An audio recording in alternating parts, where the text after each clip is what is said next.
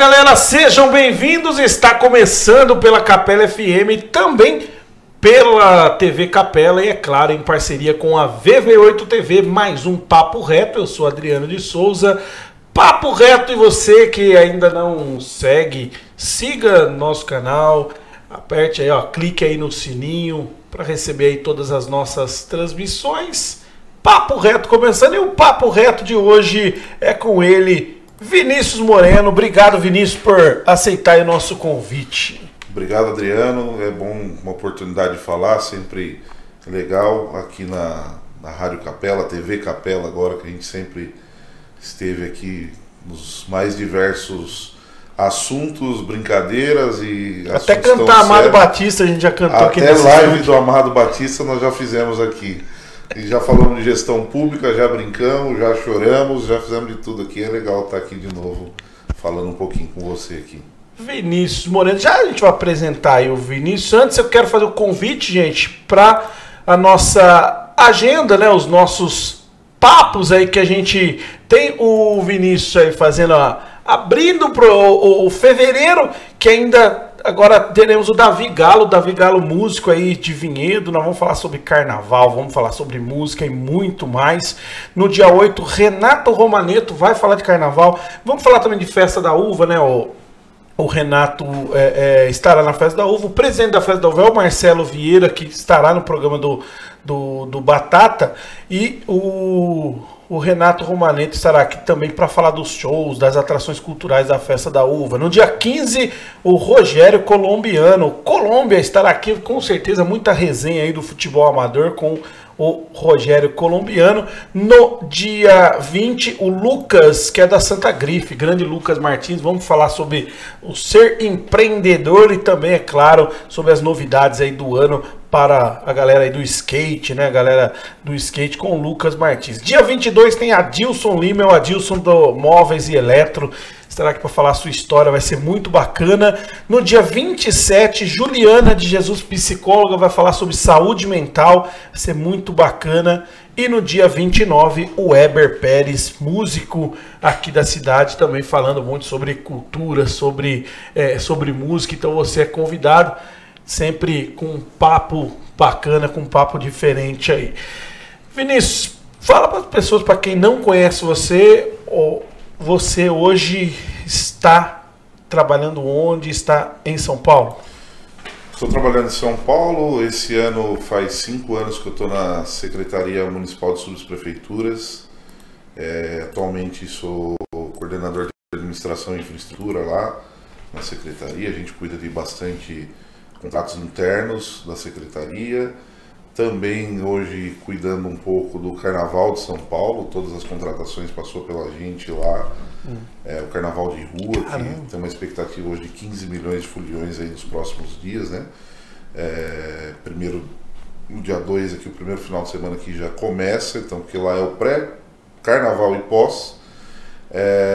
Mas antes eu estive no setor de licitação, do qual fiquei por 2 anos, trabalhando com licitação pública, num mundo diferente, onde você fala, é tudo muito grande, o valor é muito alto, você tem que ter bastante cuidado na hora de formar, de fazer o edital e tudo. Então é isso, atualmente eu estou lá em São Paulo trabalhando nessa área, um pouco com licitação, administração, infraestrutura. Então o assunto, gente, hoje é administração pública, é o poder público, é essa... Eu não sei se é burocracia, e aí, Vinícius, você que, como você entende de gestão pública, é justamente para a gente falar dessa burocracia onde às vezes as pessoas confundem um pouco, né? Você chega num lugar no setor público e não tem algo, e você fala, pô, é só ir ali comprar. Em tal lugar tem, é fácil. Primeiro, começar assim. A licitação, ela é algo que ajuda ou que atrapalha o setor público? Certamente ela ajuda, né? Você imagina você ter que contratar um asfalto e você escolher a empresa que vai fazer, o prefeito escolher essa situação. Não existe, não tem cabimento, você mudaria totalmente o jogo. Então você tem que fazer a licitação. tem que ter todo o setor preparatório, você tem que ter uma justificativa do porquê você vai fazer isso. Você tem que ter aí pessoas competentes e buscando para você fazer um bom termo de referência. Então, a burocracia ela é importante. É claro que você não pode ficar só amarrado na burocracia, você tem que buscar tecnologia, você tem que buscar fazer cursos, você tem que buscar especializar as pessoas dessa área, buscar pessoas competentes para que as coisas possam sair. Mas sem a burocracia também não vai funcionar, não tem como ela andar, não dá. No setor público não existe, vai ali e compra uma caneta. Não, você tem que fazer um termo de referência, fazer uma justificativa, buscar um processo para você comprar uma caneta. Então, demora muitas das vezes, mas é importante para que você tenha meios de fiscalização, inclusive, sobre isso. Então, e aí é lógico que assim, ó, quem é aqui da região, que é o maior público nosso, Vinícius sabe disso, é Vinhedo, Valinhos, Louveira e tal. Lógico que é um outro universo aí que você vê ali você pega hoje um orçamento, acho que de uma subprefeitura, chega a ser quase igual, ser maior do que várias cidades, né? O orçamento depende. Se você pegar em número de habitantes, por exemplo, uma subprefeitura, dependendo da subprefeitura, tem 500, 600 mil habitantes ali dentro de uma região, sei lá, uma região Malapa, Ipiranga, enfim. Aí você tem dentro da subprefeitura o orçamento de zeladoria. O orçamento chega aí 40, 50 milhões uma subprefeitura. Agora, a secretaria que coordena essas 32 subprefeituras, para 2024 agora é um orçamento de 3,6 bilhões. Bilhões. É o orçamento hoje... Quase os 4 anos de gestão de Vinhedo não dá isso aí. Não, é um negócio absurdo, há uma diferença muito grande. Então assim, olhando, fazendo esse paralelo, né, de universos, tal. Vinhedo, você tem um vinhedo em cidades pequenas que a pessoa fala, poxa, mas a prefeitura foi comprar de uma empresa lá de São Paulo, lá de outro, né, que veio disputar a licitação. Onde que a prefeitura pode falar, vai ser só da cidade, só vai poder ser aqui, só vai poder ser dessa região? Existe isso dentro da licitação? Não pode, né? Hoje, por exemplo, com a nova lei, a 14133, a nova lei, você tem um portal nacional de compras. Então todas as compras elas vão ser feitas lá a partir de agora, de janeiro, oficialmente, porque ela foi publicada, depois revogaram por um período, não revogaram, deixaram ela em stand-by, voltou a 8666 e agora voltou a 14133. Então você tem um painel de compras públicas hoje. Então assim, lá cadastram-se fornecedores de todo o país.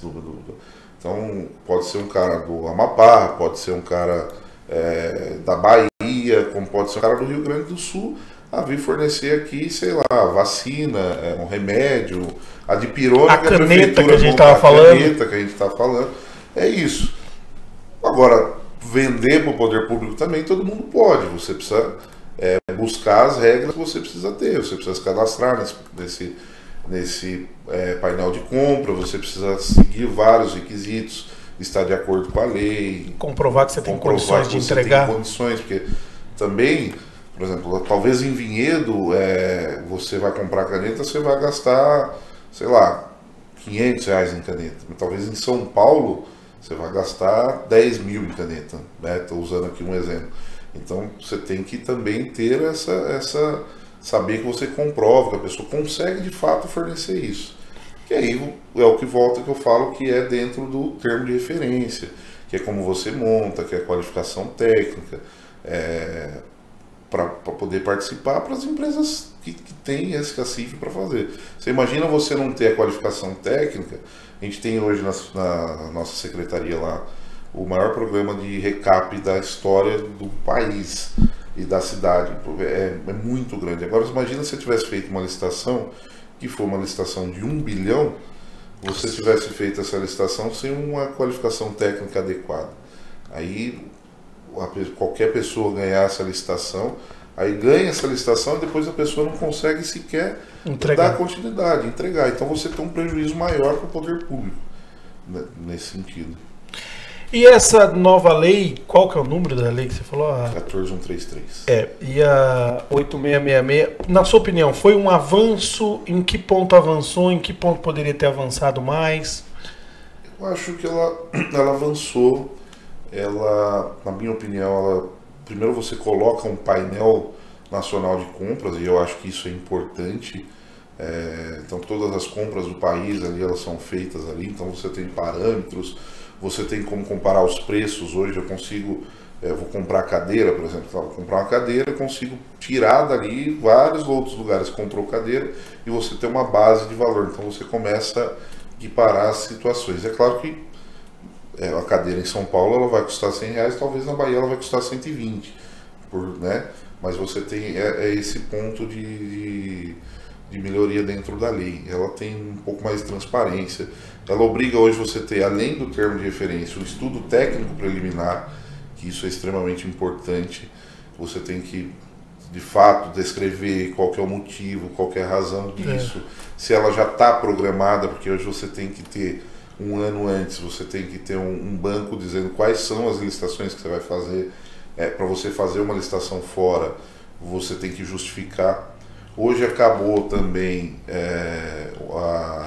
no papel, convite, a concorrência, você não tem mais. Hoje ela é tudo no eletrônico, a licitação. Até tem uma forma de você fazer no papel, mas tem que ser extremamente justificado. Você tem que ter uma sala que vai ser gravada o tempo inteiro, que você tem ali microfones. Então você tem uma situação que é a burocracia para travar a situação, o sistema, e aí você dá ampla participação cada vez mais para as pessoas, para buscar, para evoluir dentro disso. Então, essa ampla participação, Vinícius, muitas vezes, eu que fui secretário de governo, fui secretário de esportes, então, muitas vezes, cara, isso, para quem tá, principalmente em secretarias fins, né, que é a secretaria que tá ali já com a pessoa batendo na porta ali, né? Sim.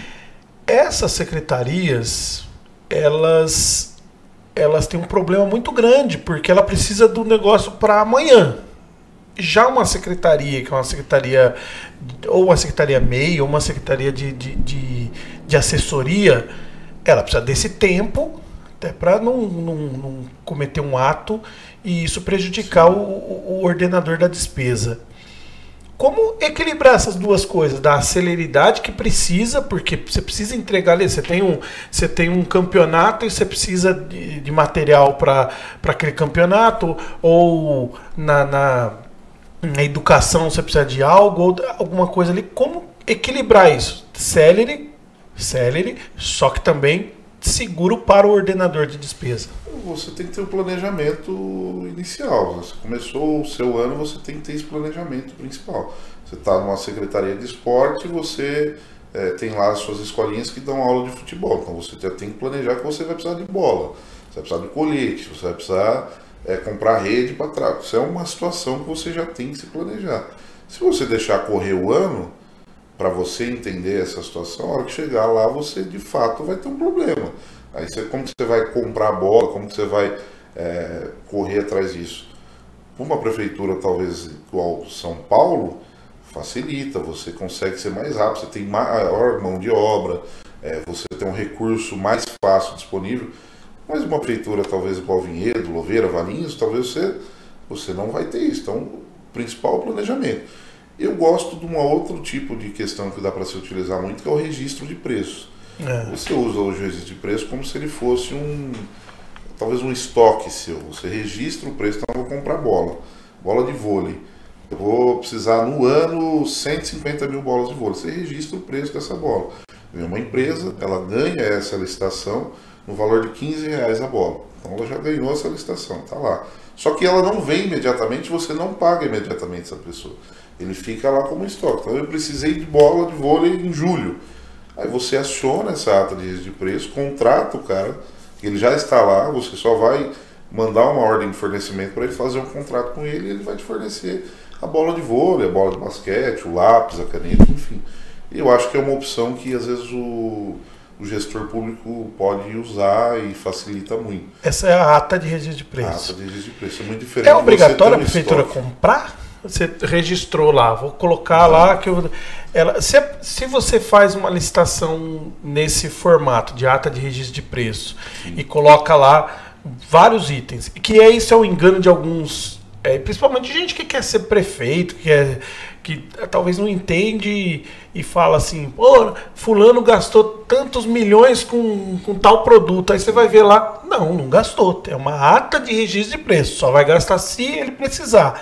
Aquilo ele só deu ali uma segurança para ter de onde comprar. Essa empresa, e se ela alegar que ela, eu me programei para vender isso aí e tal, então não é obrigada a comprar nada na ata? Você não é obrigado a comprar nada. A empresa que participa dessa modalidade, desse pregão eletrônico para registrar o preço, ela já sabe que talvez ela pode não fornecer. A gente tem em São Paulo hoje, na Secretaria de Subprefeituras, por exemplo, preço registrado para areia média lavada. A ata em si, ela chega a 10, 12 milhões de reais a ata inteira. E ela dura por um ano. Às vezes você comprou 5 milhões, 3 milhões, às vezes você comprou 12. Então a pessoa já sabe. O que o fornecedor é obrigado? Ele é obrigado a manter aquele preço que foi registrado. Então, a não ser que, sei lá... aconteça algo no mercado. Como a questão da Covid, entendeu? Aí os preços todos mudaram, tá? Então você tem como comprovar, melhorar esse preço, né? Você tem como buscar uma forma de reequilíbrio dessa ata de registro de preço. Do contrário, se não tiver isso, registrou o preço a R$30 o saco de cimento em novembro de 2020. Novembro de 2021 é R$30 o saco de cimento que ele vai fornecer para a prefeitura. A empresa, para poder mexer nesse preço, precisa comprovar algo muito... A matéria-prima modificou. Exato. O que eu estou dizendo, por exemplo, na Covid-19, o preço do aço ele subiu absurdamente. Uma barra de aço custava, sei lá, R$30, ela foi custar 60, 70. Então você comprova essa situação. E você, poder público, tem lá comprovar, ele pode dar um reequilíbrio ou chegar a entender que não dá mais e até chegar numa rescisão dessa ata, buscar um novo preço, uma nova licitação. Tem que ter razoabilidade da situação. E falar um pouco sobre aquela medida impositiva que vem do Legislativo. Como que em São Paulo tem, não tem? E qual a sua opinião sobre isso? Em São Paulo tem, agora acho que até bastantes municípios, até os menores hoje tem essa imposição. Eu acho que é importante, mas assim, o problema não pode ser um tamanho muito grande, né? Porque você também não pode tirar do prefeito que sabe os problemas da cidade, que conhece ali, ele tem os seus relatórios, tem seus secretários, tem toda uma base na mão, e aí você querer o vereador dominar 15, 20% do orçamento com emenda positiva. Aí você torna um problema para o prefeito. Exato. E para a cidade, consequentemente. Não, é para o prefeito administrar a cidade. Exato. Então você perde 20% com emenda positiva, você vai tornar um problema. Você não vai conseguir ali, com os problemas da cidade, você não vai conseguir suprir muitas das vezes por causa desse motivo. Então, acho que talvez seja importante também, porque o vereador também tem um papel fundamental. Às vezes ele conhece ali por exemplo, aqui tem o LARCAB, as entidades, então às vezes ele sabe que precisa ajudar, ele tem esse papel de estar próximo dessa situação, então também é importante, mas precisa ser conversado o quanto? 5%, 10%, 15%, né? Porque, Vini, assim, eu tenho uma opinião sobre medida impositiva, até também por ter sofrido na pele isso, porque, tá bom, o vereador, o vereador e deputado, né, porque isso Sim. já...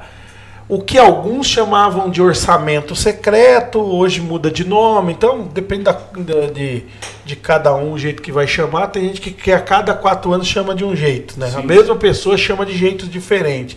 Mas independente do nome que vai chamar, o executivo, ele tem que executar, ele está ali para executar, para fazer a execução. O legislativo ele vai indicar. E aí a indicação de onde colocar do executivo, aí vai depender desse executivo olhar para essa indicação e falar, pô, isso é bacana, isso aqui não, isso aqui agora quando você impõe, né? E ainda tem gente que defende que tem que ser mais ainda, né? Metade do orçamento ser impositivo. É meio que loucura, e não é nem desrespeito ao legislativo, não é. É entender que um dia um legislativo pode chegar a ser executivo. Exatamente, e aí? Exatamente. E nessa hora, né? Exatamente. 50% não existe, né? A pessoa quer dominar o orçamento, ela quer colocar os seus projetos para a cidade, aí ela tem que disputar a eleição e ganhar a eleição para o executivo. Não existe outra forma, não tem como. Imagina, até porque quem vai ser cobrado é o prefeito. Se faltar uniforme, se faltar merenda, se faltar dipirona, se faltar uma vacina, quem vai ser cobrado é o prefeito. E às vezes até o vereador ainda vai cobrar junto. Né? E aí torna um problema, né? Verdade. Você falou de Covid e nós vamos dividir a fala sobre a Covid em duas partes. Porque se tem alguém que tem propriedade para falar de Covid, chama-se Vinícius Moreno. Primeiro, para que Vinhedo, você foi um dos primeiros casos de Covid aqui na cidade. O 5º caso de Covid na cidade. Eu acho que você foi o primeiro que a galera ficou sabendo quem. Isso foi um problema grave. Mas conta pra gente. Isso foi engraçado. Logo em 2020, acho que a Covid, chegou oficialmente os primeiros casos, 15 de março de 2020. No dia 29 eu testei positivo para Covid. E aí foi engraçado, porque ninguém entendia nada dessa situação. E aí a minha foto rodou a cidade inteira. Acho que você lembra. Nossa. Começou a rodar no WhatsApp que eu tinha Covid. E as pessoas, eu morava no condomínio aqui, começaram a fechar as janelas dos apartamentos, começaram a trancar toda a situação. Mas eu acho também que no final acabou sendo bacana, porque eu acabei fazendo alguns vídeos, algumas questões sobre isso. As pessoas começaram a entender um pouco essa situação, começaram a se resguardar de fato, ficar em casa, porque até então ninguém acreditava muito. Verdade. Era a primeira paralisação, estava todo mundo na rua, todo mundo sem entender. E não tinha nada, não tinha remédio, não tinha vacina, não tinha nada. Eu fui tratado... Quando era mato, o senhor desvendou esse Eu negócio. Peguei Covid quando tudo era mato. Eu fui tratado com remédio para H1N1, para você ter uma ideia. Assim, eu fui tratado com isso. Não tinha protocolo, era zero. O exame meu foi feito em casa ainda, porque o laboratório ia em casa colher. Então foi bem complicado, mas...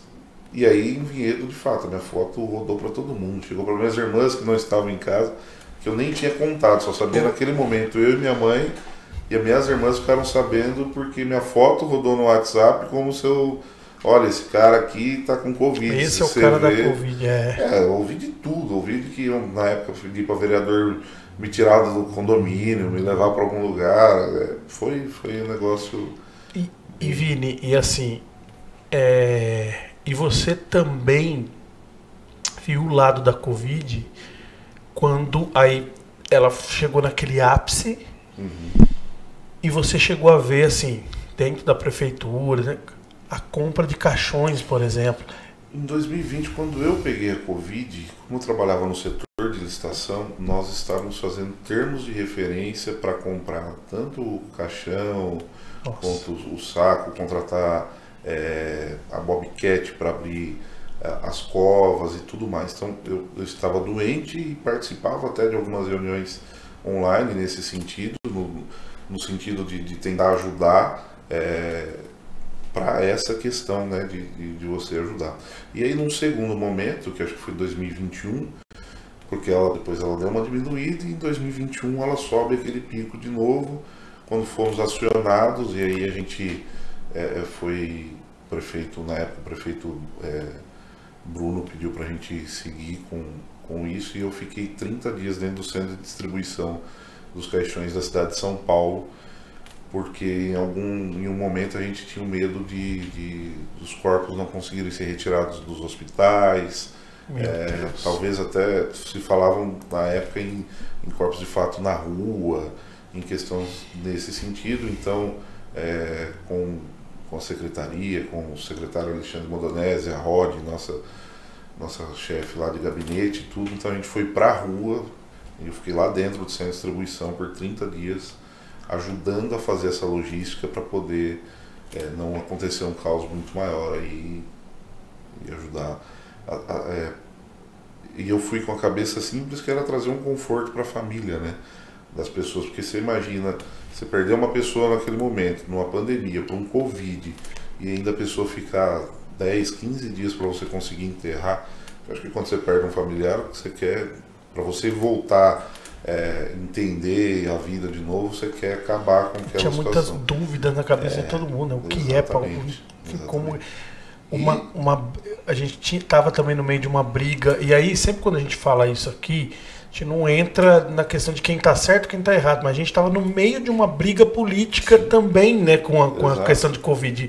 O estado de São Paulo sofreu muito por conta disso, porque estava no meio de uma briga tremenda entre o presidente e o governador. Né? Exatamente. Isso se torna problema, isso vai para a população, isso mexe com todo mundo. A rede social, que é uma ferramenta extremamente importante, ela também é uma fonte de fake news gigantesca. E aí eu via coisas absurdas assim, que, por exemplo, a prefeitura contratamos na época 50 vans para poder ajudar a fazer a logística de retirada de corpos dos hospitais para os cemitérios. Cara, você criou uma fake news que eram vans escolares, que a van que o cara trabalhava de manhã levando a criança. Tem até uma matéria na TV, você apareceu lá, teve que ir lá explicar. Foram 50 vans, eu inspecionei 50 vans, todas elas eram vedadas, de manhã elas eram higienizadas, de tarde, cada vez que levava um corpo. Eu estive lá dentro desse grupo, não tinha absolutamente nada do que falavam nesse sentido. Eram só pessoas para trabalhar, todas elas foram treinadas, teve tudo, tinha um uniforme, as duas eram adesivadas, elas tinham uma proteção entre o motorista e o caixão ali onde você ia carregar. Então, assim, a Covid-19 foi complicada e a rede social, ela deixou tudo muito pior, e as brigas políticas, então, nem se fala. O que a Covid ensinou para o Vinícius gestor? Foi diferente de tudo, né? Para todo mundo, né? Mas eu acho que traz o gestor, ele tem que ser humano dentro desse sentido. Porque em algum momento você começa a buscar e fazer e tal, e faz você entender a real necessidade da população. Ali foi uma operação de guerra, a Covid, então você tinha que entender as pessoas, você tinha que ajudar as pessoas. O poder público está ali para ajudar as pessoas a ser humano. Você não pode perder o senso de realidade das coisas. Eu acho que a Covid-19 trouxe isso. Eu na gestão pública e eu também como pessoa, como ser humano mesmo, porque às vezes a gente acha que esquece um pouco de como estão as coisas, esquece um pouco da realidade, você fica fazendo e correndo atrás. Então, acho que a Covid-19 trouxe muito isso para a gente ali na SM Sub, ali, o secretário Alexandre Modonese, para todo o pessoal ali, que são pessoas que vão na rua hoje para entender a real necessidade das coisas. Então acho que é isso que mexeu um pouco com todo mundo, assim. Aí, assim, Vinícius, tem um paradoxo que eu conto sempre pra galera, quando eu encontro, que eu falo do que eu passei na gestão pública. Sim. Que teve uma manhã na prefeitura de Vinhedo, estava lá, e nós estávamos numa reunião, porque uma empresa que veio, hoje já está instalada em Vinhedo, que é a Ascent, eu acho o nome da empresa, se eu não me engano, já está em Vinhedo, mas a empresa estava discutindo aí dos termos para vir para a cidade. Sim. E essa reunião, ali a empresa falando do investimento que teria na cidade. E falando coisa de milhões, cifras de milhões para investir na cidade, e isso retorna, e falando tal. E quando eu saio dessa reunião, termina essa reunião, eu recebo uma pessoa que havia cortado a cesta básica dela, porque ela estava cadastrada no social e naquele mês ela acabou fazendo hora extra e passou do limite ali de valor, passou por R$4 e a pessoa cortou a cesta, porque é automático. Sim. E tal. Isso, cara, de verdade, eu fiquei assim, caramba, cara, eu acabo de sair de uma reunião falando de milhões e atendo uma pessoa que por R$4 perdeu a cesta básica, imagina, sabe? E por que eu tô te falando isso? Eu fiz esse contexto? Porque você viveu isso lá, eu lembro dessa reportagem lá, você mostrando as vans na TV e tal. Você viu isso lá com os eventos, com uma cidade parada, com gente, empresa fechando, gente desesperada e a briga de vai pra rua, não vai pra rua, fica em casa, não vai pra casa. Essa briga toda. E hoje você tá à frente aí, né, junto com a equipe, trabalhando para o Carnaval de Rua de São Paulo. Como que é isso, cara? Como que é essa... Você pensar assim, falar assim, cara... A gente estava falando disso, cara, de você lá verificando o van, tá, e agora o carnaval, essa festa, a gente na rua, como que... É por isso que o setor público, o poder público, ele é para todos, né, Adriano? Ele tem que ajudar, tem que pensar na pessoa que está no hospital, que ela está doente, que não pode faltar médico, não pode faltar enfermeiro, não pode faltar o medicamento. Mas não é por causa da saúde, porque tem um hospital, que você vai deixar, por exemplo, de investir numa festa como o Carnaval, que traz retorno para a cidade, que é cultural. Você tem que analisar o todo a situação. É claro que, por exemplo, no momento da Covid, o Carnaval ele foi paralisado, esse recurso foi utilizado para outras questões, para lavar as praças, para lavar as ruas, para comprar medicamento, para outras questões, porque era uma situação de guerra. Mas o gestor público ele tem que estar preparado para uma cesta básica, para comprar uma cesta básica, para comprar de pirona, e também tem que estar preparado para fazer a festa. O Carnaval de São Paulo hoje, se você faz o Carnaval de São Paulo para 15 milhões de foliões, que ele é o maior do Brasil hoje, ele é maior, você traz retorno para a cidade. O Carnaval de São Paulo é o maior do Brasil? É o maior do Brasil hoje. Eu não sabia, achava que era tipo Salvador ou até Rio antes. O Carnaval de Rua é o maior do Brasil. Caramba, Vini, não sabia. Mas você traz investimento, você traz público, então as pessoas vão gastar nos bares, elas vão gastar nas lanchonetes, elas vão gastar com hotel.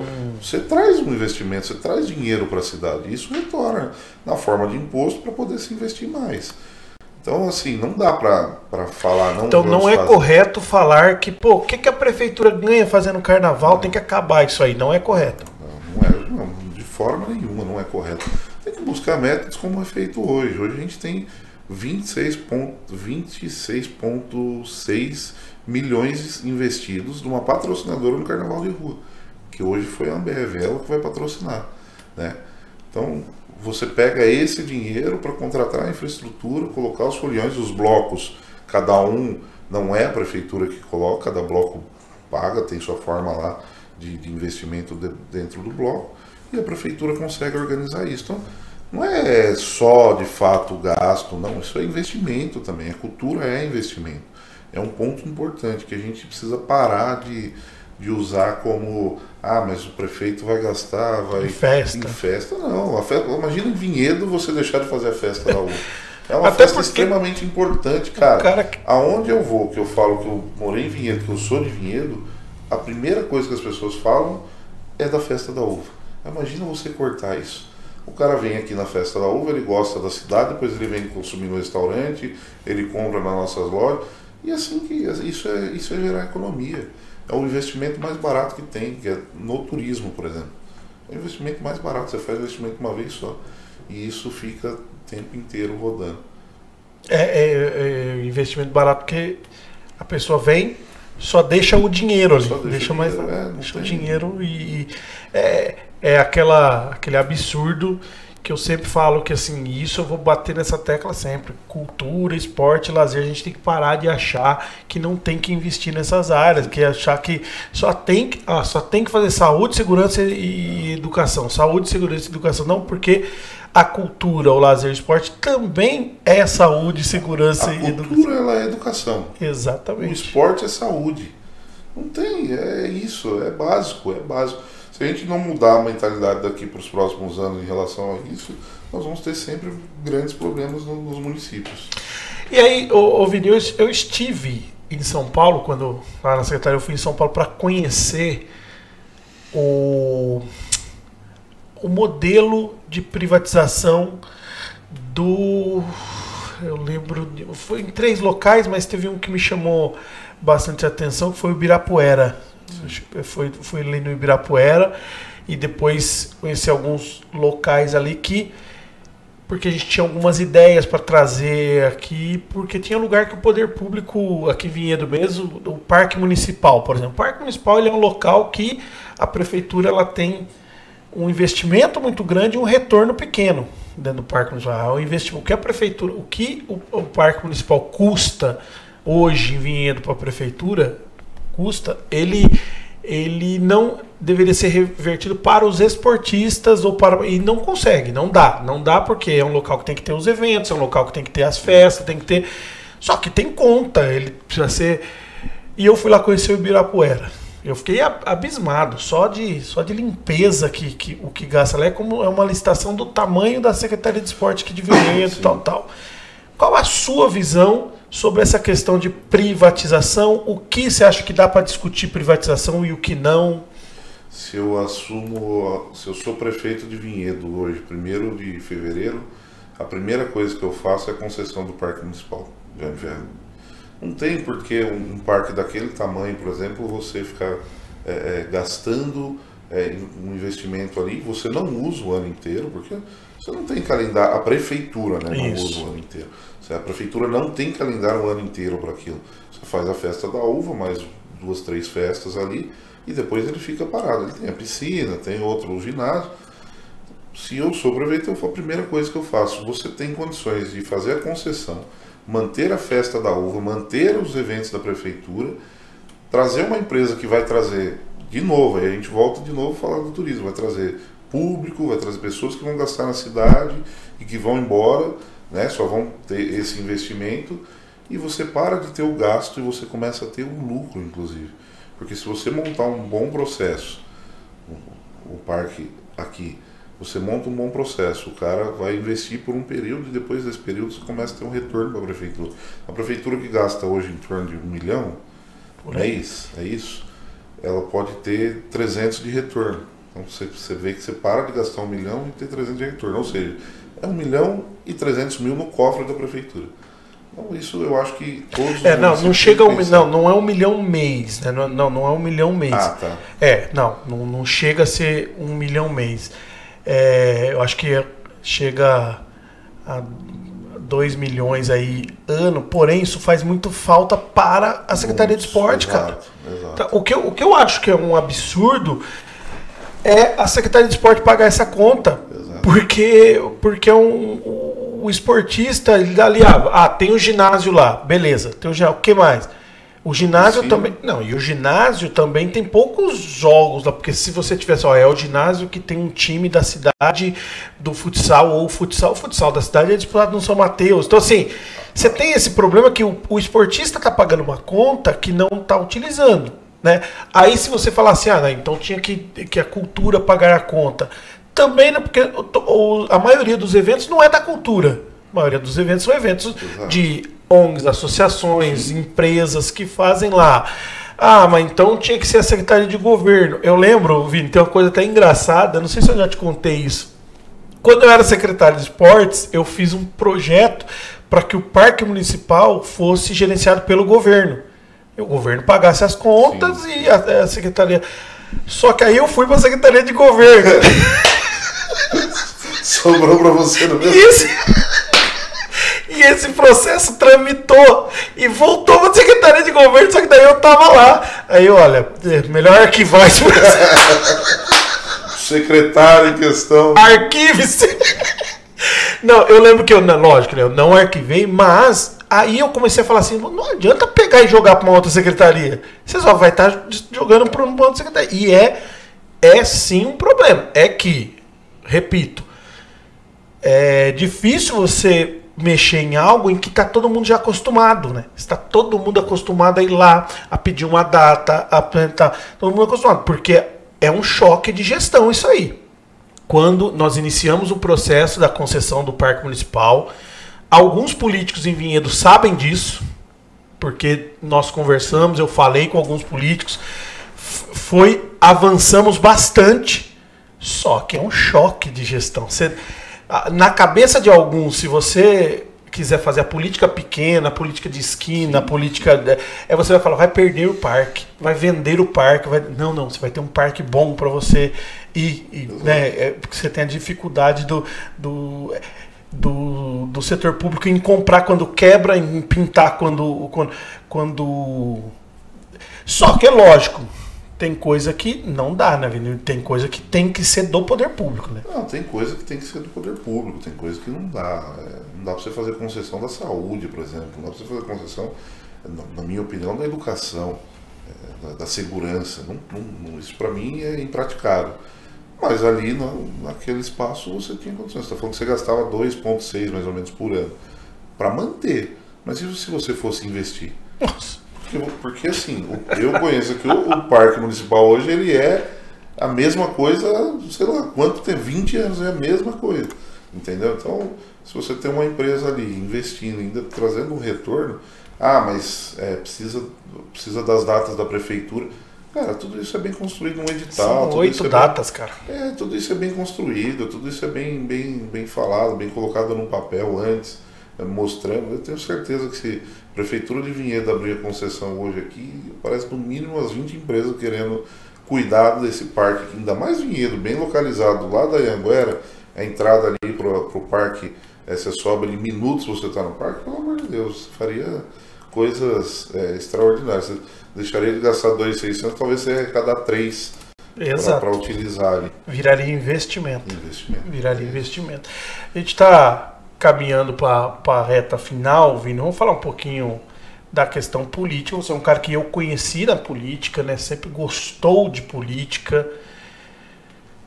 Então a primeira coisa, assim, né? Entrando nesse papo da política, que eu te falo é por que ainda algumas pessoas têm asco da política? Eu acho que a política... Eu acho que um dos principais pontos hoje é o político ficou muito distante da população. Eu acho que é uma das principais questões que aconteceu nos últimos anos, assim. Você vai em vários municípios, várias cidades, você não vê mais o vereador almoçando num restaurante, o prefeito, você não vê as pessoas conversando e entendendo a real necessidade da população. Eu acho que infelizmente acabou a população ficando um pouco, as pessoas escutando um pouco menos. E aí tem a política de massa, né, que acontece hoje. Tem as redes sociais que fizeram tudo isso acontecer. E aí a turma acha que a política é uma coisa ruim, mas a política, Adriano, você faz com o seu vizinho de manhã. É o bom dia que você dá. Né? Você faz política com a sua mulher em casa.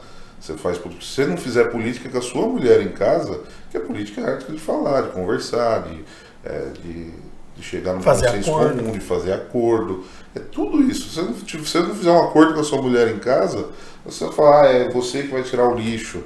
E se não tirar, você tem um problema. Então, a política precisa, as pessoas precisam entrar, as pessoas precisam falar, as pessoas precisam conversar, precisa trazer pessoas para a política. O político acho que precisa estar na rua, precisa entender a necessidade, precisa ir no bairro, entender por que falta água, por que a luz, ou por que precisa por isso, ou de fato buscar. Eu acho que falta isso, essa proximidade, ela tornou um problema. E aí, um outro ponto, que é a política de massa, que as pessoas utilizando seus discursos para trazer para os seus partidos. Hoje virou uma rincha muito grande, né? Só briga, por exemplo, questão da vacina, direita, esquerda. Eu acho que o país nem sabe de fato o que é direita e esquerda muitas das vezes. Eu acho que falta isso, falta um pouco mais do pé na rua para você voltar a ter essa vontade política e entender o que é política. As redes sociais estão ajudando nisso ou estão prejudicando? As redes sociais estão prejudicando totalmente essa situação. As fake news gigantescas, as brigas gigantescas. Não se tem mais respeito. Gado, sabe, começa um monte de coisa, um monte de fala. As pessoas não respeitam, mas eu gosto muito de dois personagens da política no sentido de debate, que eu acho que é o Maluf e o Mário Covas, que eles debatiam muitas das coisas, mas eles tinham respeito tanto um pelo outro, e muitas vezes um era governador, outro prefeito, e eles tinham respeito pela cidade na hora de discutir ali o que era importante para a cidade, para o governo. Tinha isso. Hoje não, hoje ficou num campo de ideias só, ideologia, é isso que eu acredito e pronto, e sua opinião não vale, você tem que engolir minha opinião, é isso aqui. Cara, existe coisa boa para todo mundo. A sua ideia, ela pode ser boa e juntar com a minha e ser uma coisa bem melhor. É lógico, é muito bonito falar, você tem oposição, você tem situação. Você tem ideologias que a pessoa realmente não vai mudar. Exatamente, mas não pode ser só na ferro e fogo, só a pancada, não dá para ser assim, né? Acho que precisa mudar, mas infelizmente acho que ainda vai demandar um bom tempo para mudar tudo isso. E se o jovem hoje não está cada vez mais distante da política, acho que vai se tornar ainda um maior problema dentro disso. Você não tem líderes mais hoje. Onde você tem líder? Você não tem... se você pegar a política nacional hoje, são os mesmos da década de 90 que estão aí. São os mesmos operadores, os mesmos políticos, as mesmas pessoas que estão aí desde a década de 90. Então, se não tiver pessoas novas, a gente vai ter um problema muito sério, eu acho.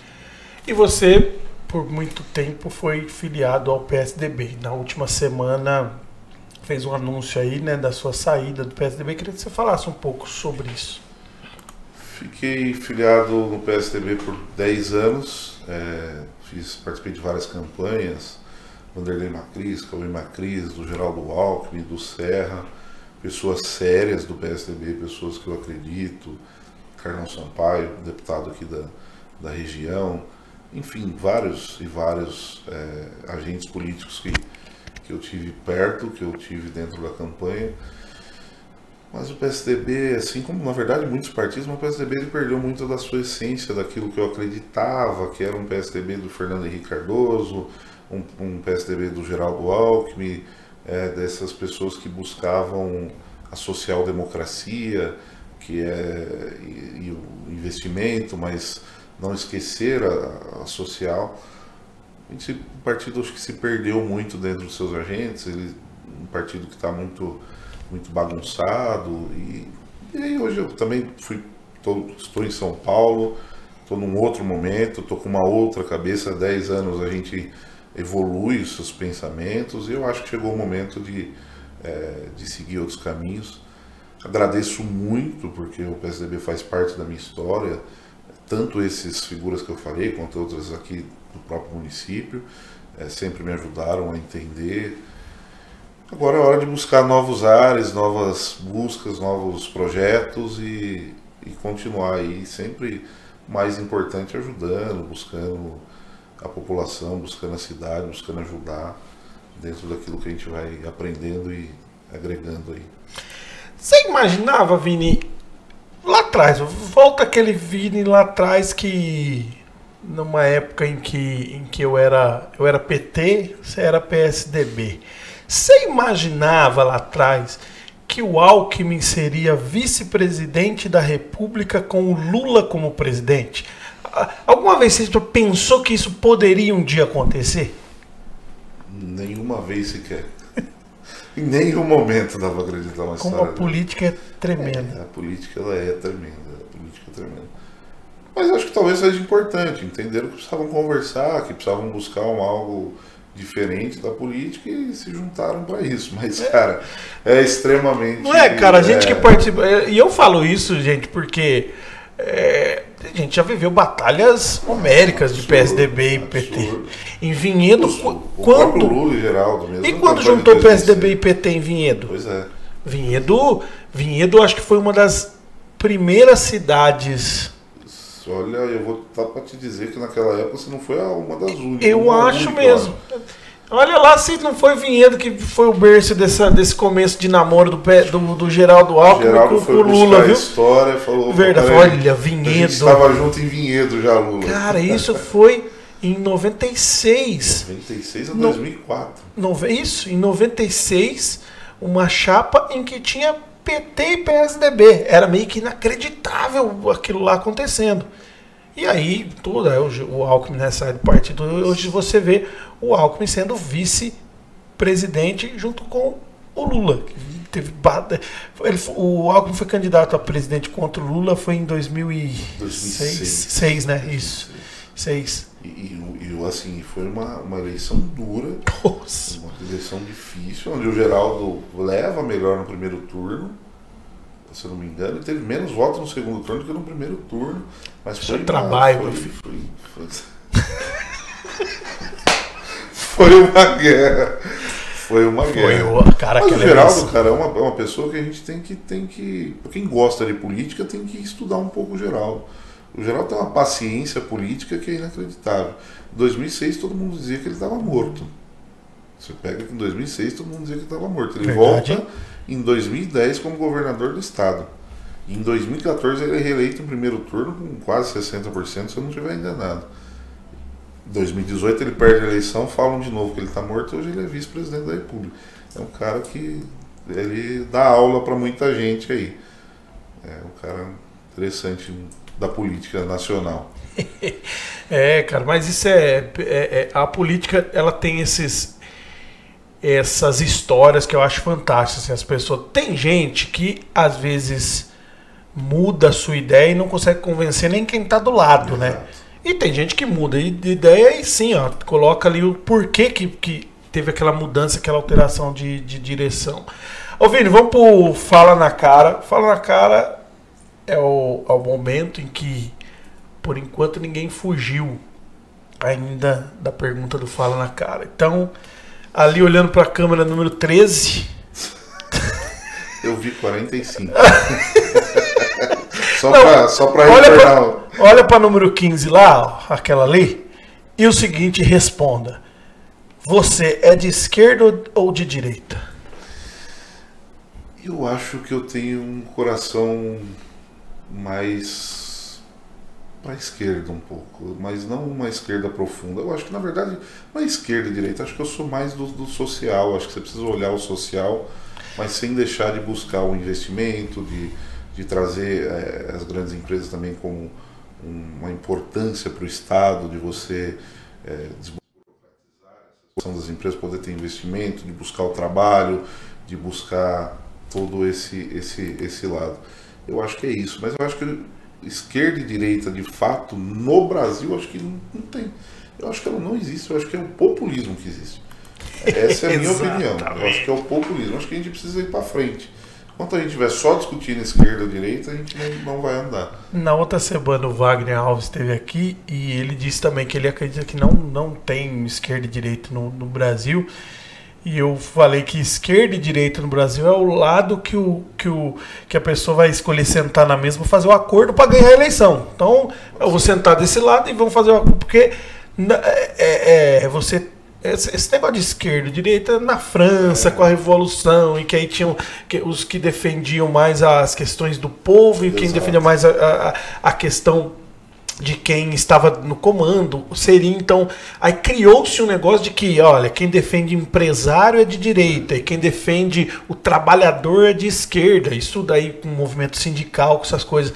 Sim. E isso foi quebrado, pelo menos na minha opinião, em 2000, até 2002 eu acreditava muito nisso. Sim. E aí o Lula, eu Adriano, 2002 o Lula ganha eleição. Quando o Lula ganha eleição, na minha cabeça, lá em 2002, o povo chegou ao poder. Sim. Agora é o povo. É porque é o cara do chão de fábrica que chega no poder. E isso, o Brasil comprou essa ideia, uma né? Comoção, uma emoção. A campanha do Lula em 2002... E depois ela foi repetida por vários no país inteiro, que era a força do povo, o povo. Isso aí foi. Se olhar no país inteiro, isso foi. Na América do Sul, você. Isso, um movimento. Só que a força do povo, essa força, quando chega ao poder, entende que é o seguinte, olha, é um encaixe. Você não pode achar que o empresariado não é importante. Então, vamos pegar na questão de dinheiro, de salário. O governo pode bancar todo mundo? Bancar, dar um investimento ali para todo mundo? Adriano precisa de todo mundo. Não tem condição. De quem que você precisa para ter esse meio? São as empresas. Então você tem que buscar as duas coisas. Não existe uma coisa sem a outra. Não tem como. Então, aí quando o Lula chega ao poder em 2002... e que ele vai e conversa com o Sarney. E pra gente, uma galera que era do PT mais radical, pra gente aquilo foi um absurdo. O cara Sarney, o cara meteu o chicote no Maranhão, e agora o Lula vai conversar com esse cara. Aí o Lula conversa com o Sarney, conversa com o outro, o Lula começa a fazer as alianças. Recentemente, inclusive, ele foi inaugurar uma obra do Sarney. Olha só como é o país. O Lula foi entregar uma obra que foi iniciada pelo Sarney.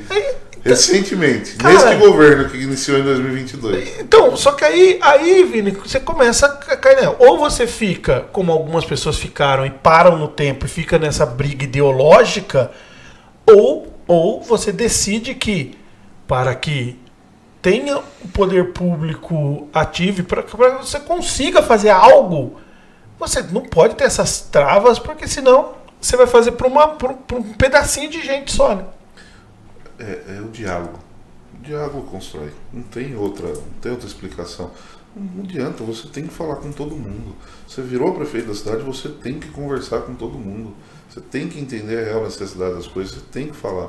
O Lula teve que ir lá falar com o Sarney, o cara foi presidente, ele foi uma figura importante da história do Brasil. Entendeu? Ele foi falar, assim como quando o Bolsonaro assumiu, ele falou com o Michel Temer, que em alguns momentos ajudou em algumas questões do governo. O Fernando Henrique escutou tantas pessoas lá atrás.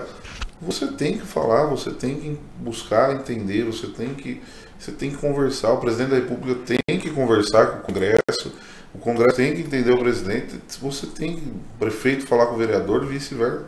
É isso. Se você não fizer isso aqui em Vinhedo, eu não me lembro, todos os prefeitos que assumiram aqui, todos eles, desde que eu conheço aqui, todos eles foram falar com o Jonas, foram falar com o Zé Gasparini, com o Milton, com o Jaime, todos eles, em algum momento, eles se conversam porque são pessoas que fazem parte da história da cidade.